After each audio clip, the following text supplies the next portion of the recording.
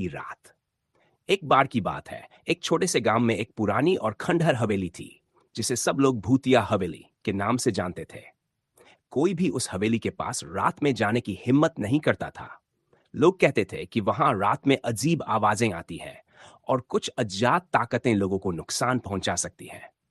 राजू और उसके दोस्त इस तरह की कहानियों में यकीन नहीं करते थे। एक रात, जब गांव में कोई चांद नहीं था, राजू ने अपने दोस्तों को चुनौती दी कि वे उस हवेली में जाकर रात बिताएं। उनके दोस्तों ने डरते हुए ये चुनौती स्वीकार कर ली। रात का समय था।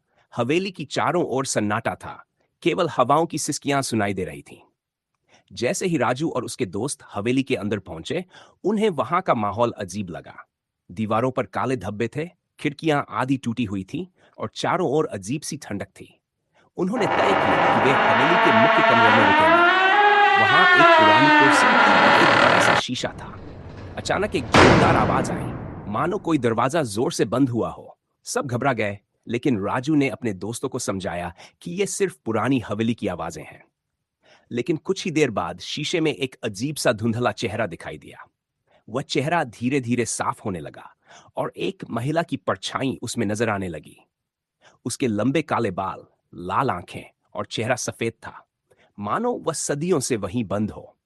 महिला की परछाई धीरे धीरे शीशे से बाहर आने लगी। उसके कदमों की आवाज जैसे ही गूंजने लगी, सबके दिल की धड़कनें तेज हो गई। राजू और उसके दोस्त बुरी तरह से डर गए और भागने लगे, लेकिन दरवाजा खुद ब खुद बंद हो चुका था। अब उनके पास कोई रास्ता नहीं था। तभी वह परछाई उनके करीब आकर बोली, तुमने मेरी नींद में खलल डाली है, अब तुम भी इस हवेली का हिस्सा बन जाओगे। इसके बाद क्या हुआ, कोई नहीं जानता। अगले दिन जब गांव वाले हवेली के पास पहुंचे, तो उन्हें राजू और उसके दोस्तों का कोई नामो निशान नहीं मिला। वे हमेशा के लिए गायब हो चुके थे।